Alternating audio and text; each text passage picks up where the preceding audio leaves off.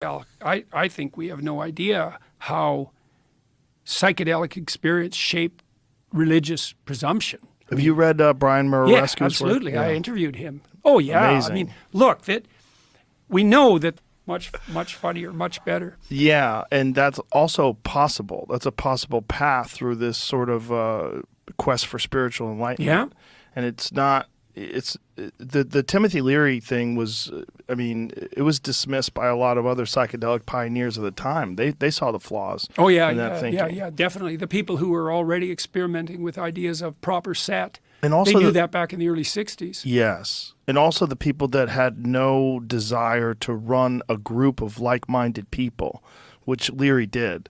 Which he wanted to. He fell into that hippie culture, that hippie counterculture. Also, I think he fell into the cult of personality. He fell into this thing that happens when too many people are paying attention to you. Yeah. And you think you have all the answers. Yeah. It's very dangerous. Yeah, especially if you combine that with psychedelic experience. Yes. That turns out to be a problem. Right, and the intoxicating grip of that, the power that you have over these people, which is it's unavoidable. And if you are a guru, air quotes, and you're the person doing that, like how many of them just start cults, and how many of them, it winds up being sexual.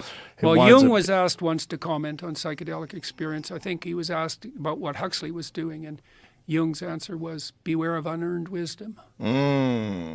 Right. Very smart. Very smart. They're very, very smart. Yeah. Unearned. Unearned wisdom.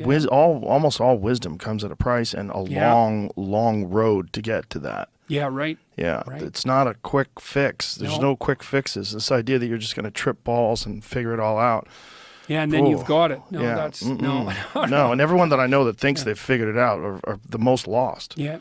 They're, especially the ones that are espousing it to other people. If you're lucky, you can come out of an experience like that knowing that, like Socrates, and Socrates may have learned this from psychedelic experience. Seems quite probable because he participated in the Eleusinian mysteries. Yes. He said, I know that I don't know.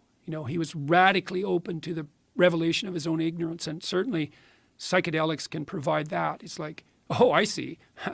I don't have a clue. Yeah. Yeah, that's the first step. Yeah. That's the first lesson you learn is you don't know shit. Yeah. And also the overwhelming understanding that this is available, that this experience is available, and it's so alien to modern experience, just an average everyday experience, that this thing is behind the veil, man. Yeah, and it's right there. It's so scary for people. Yeah, well, maybe this time, there are wise people working on that front, like Roland Griffiths, who unfortunately is very sick at the moment.